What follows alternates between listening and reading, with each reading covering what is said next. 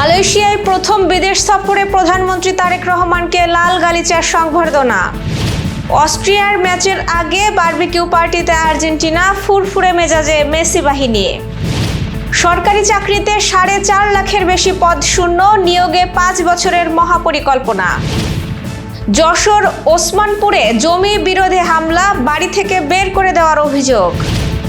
তৃণমূল কংগ্রেসের 440 কোটি রুপির ব্যাংক হিসাব ফ্রিজ। দর্শক, গ্রামের কাগজের সকালের সংবাদে আপনাকে স্বাগত। আপনাদের সাথে আছি আমি স্বপ্না দেবনাথ। শুনছিলেন প্রধান শিরোনাম, এছাড়াও রয়েছে রাশিফল। এবার চলুন যাওয়া যাক মূল আয়োজনে। প্রধানমন্ত্রী হিসেবে দায়িত্ব গ্রহণের পর প্রথম বিদেশ সফরে মালয়েশিয়ার রাজধানী কুয়ালালামপুরে পৌঁছেছেন প্রধানমন্ত্রী তারেক রহমান। বাংলাদেশ সময় অনুযায়ী রোববার রাত 8:45টায় তার বহনকারী বিশেষ বিমানটি কুয়ালালামপুর আন্তর্জাতিক বিমানবন্দরে অবতরণ করে। বিমানবন্দরের ভিআইপি টার্মিনাল বুঙ্গা রায়া কমপ্লেক্সে তাকে ও তার সহধর্মিণী ডাক্তার জুবাইদা রহমানকে লাল গালিচার সংবর্ধনা জানানো হয়। এ সময় মালয়েশিয়ার ধর্মমন্ত্রী জুলকিফলি হাসান ও তার সহধর্মিণী তাদের স্বাগত জানান। একই সঙ্গে সুসজ্জিত গার্ড অফ অনার প্রদান করা হয় এবং দুই দেশের জাতীয় সঙ্গীত বাজানো হয়। আনুষ্ঠানিকতা শেষে বিশেষ মোটর শোভাযাত্রায় প্রধানমন্ত্রীকে কুয়ালালামপুরের সাংগ্রিলা হোটেলে নেওয়া হয়। পুরো পথ জুড়ে বাংলাদেশ ও মালয়েশিয়ার জাতীয় পতাকায় সজ্জিত করা হয় এলাকা। সফরের দ্বিতীয় দিন আজ সোমবার সকালে মালয়েশিয়ার প্রধানমন্ত্রী আনোয়ার ইব্রাহিমের সঙ্গে দ্বিপাক্ষিক বৈঠক অনুষ্ঠিত হবে।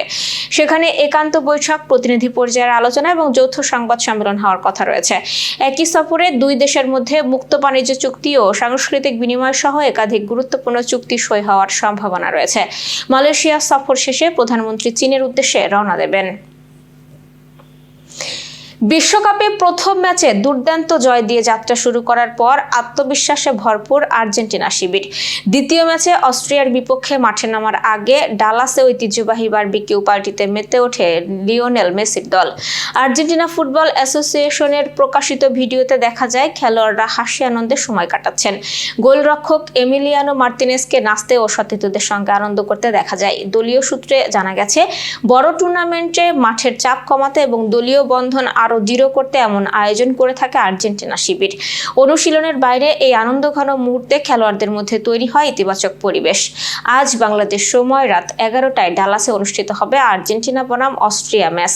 গুরুত্বপূর্ণ এই ম্যাচে জয় পেতে মরিয়া মেসি বাহিনী। গ্রুপ পর্বের শেষ ম্যাচেও তারা ডালাসেই মাঠে নামবে, যেখানে প্রতিপক্ষ জর্ডান। দেশের সরকারি দপ্তর ও মন্ত্রণালয়ে বর্তমানে 4,68,220টি পদ শূন্য রয়েছে বলে জানিয়েছেন জনপ্রশাসন প্রতিমন্ত্রী আব্দুল বারী। এসব পদ পূরণে সরকার 6 মাস, 1 বছর ও 5 বছর মেয়াদী কর্মপরিকল্পনা নিয়েছে। এর মধ্যে স্বল্প মেয়াদে কয়েক হাজার পদে নিয়োগ সম্পন্ন করা হবে। দীর্ঘমেয়াদে প্রায় 5 লাখ নিয়োগ নিশ্চিত করতে সব মন্ত্রণালয়কে শূন্য পদ সংক্রান্ত তথ্য হালনাগাদ করার নির্দেশ দেওয়া হয়েছে বলে জানান তিনি। যশোর কোতোয়ালি থানার ওসমানপুর শিকদারপাড়ায় জমি সংক্রান্ত বিরোধকে কেন্দ্র করে ভয়াবহ হামলা, ভাঙচুর ও মারধরের অভিযোগ উঠেছে একাধিক ব্যক্তির বিরুদ্ধে। এই ঘটনায় সুজন শিকদার থানায় লিখিত অভিযোগ দাখিল করেছেন। অভিযোগে তিনি জানান, তার চাচা অচিন্ত শিকদারের নামীয় জমির সঙ্গে পারিবারিকভাবে এওয়াজ বদল করে তারা দীর্ঘ প্রায় 6 বছর ধরে ওই জমিতে পাকা ঘর নির্মাণ করে বসবাস করে আসছিলেন। তবে কোনো লিখিত দলিল না থাকায় পরবর্তীতে জমিটি বিক্রির অভিযোগ ওঠে। বিবাদীরা ওই জমির মালিকানা দাবি করে পরিবারকে বাড়ি ছাড়ার জন্য চাপ দিতে থাকে। ভুক্তভোগীর অভিযোগ অনুযায়ী গত 18 এপ্রিল রাত 10টার দিকে অভিযুক্ত মোস্তফা, হাশেম আলী, নূর ইসলাম, ইন্তাজ, শহীদুল ইসলাম, মিন্টু ও বিল্লাল সহ আরো 25-30 জন ধারালো অস্ত্র নিয়ে বাড়িতে প্রবেশ করে। তারা ঘরের গ্রিল ভেঙে ভেতরে ঢুকে সুজন শিকদার, তার বাবা মা ও স্ত্রীকে মারধর করে শরীরের বিভিন্ন স্থানে নীলফলা জখম করে বলে অভিযোগে উল্লেখ করা হয়েছে। এ সময় হামলাকারীরা ঘরের আসবাবপত্র ভাঙচুর করে প্রায় 2 লাখ টাকার ক্ষতি সাধন করে এবং পরিবারকে জোরপূর্বক বাড়ি থেকে বের করে দেয়। পরে ঘরে তালা লাগিয়ে দিয়ে বাড়ির চারপাশে তারের বেড়া দেওয়া হয় বলেও অভিযোগে বলা হয়েছে। অভিযুক্তরা পুনরায় বাড়িতে প্রবেশ করলে হত্যা ও গুরুতর ক্ষতির হুমকি দিয়েছে বলে দাবি করছেন সুজন শিকদার। ঘটনার পর থেকে পরিবারটি বর্তমানে বাড়ি ছাড়া অবস্থায় মানবতার জীবনযাপন করছে। ভুক্তভোগী পরিবার দ্রুত আইনগত ব্যবস্থা গ্রহণ এবং নিরাপত্তা নিশ্চিতের জন্য প্রশাসনের হস্তক্ষেপ কামনা করেছে। ভারতে তৃণমূল কংগ্রেসের প্রায় 440 কোটি রুপি থাকা 3টি ব্যাংক অ্যাকাউন্টে ডেবিট কার্যক্রম স্থগিত করা হয়েছে। বিদ্রোহী বিধায়কদের অভিযোগের পর সাইবার ক্রাইম থানায় তদন্ত শুরু হলে এই ডেবিট ফ্রিজ আরোপ করা হয়। অভিযোগে অর্থের উৎস, কাটমানি ও দুর্নীতির মাধ্যমে লেনদেনের সন্দেহ তোলা হয়েছে। দলটির অভ্যন্তরীণ বিরোধও এই ঘটনায় আরও তীব্র হয়েছে। দর্শক, এবার চলুন জেনে নিই কেমন যাবে আপনার আজকের দিন, অর্থাৎ 22শে জুনের রাশিফল।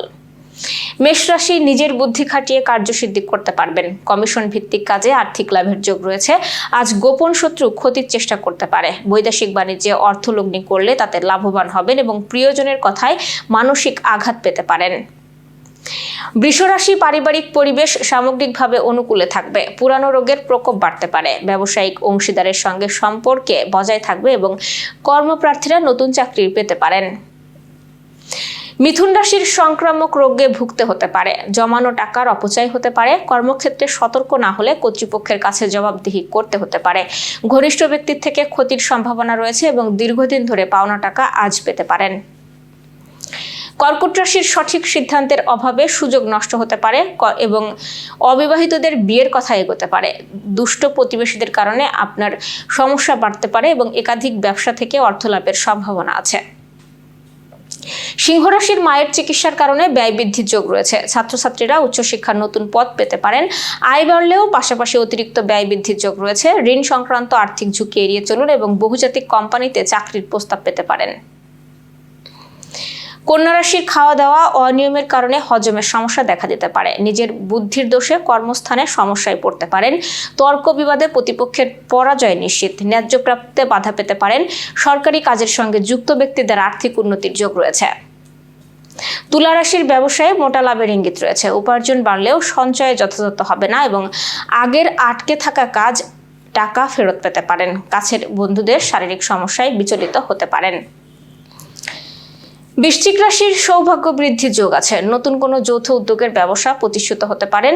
অবিবাহিতদের বিয়ের ব্যাপারে কথা এগোতে পারে। সোনা, খাদ্যদ্রব্য, নিত্য প্রয়োজনীয় দ্রব্যের ব্যবসা আজ লাভবান হবেন এবং শরীরে অস্ত্রের আঘাত লেগে রক্তপাত হতে পারে।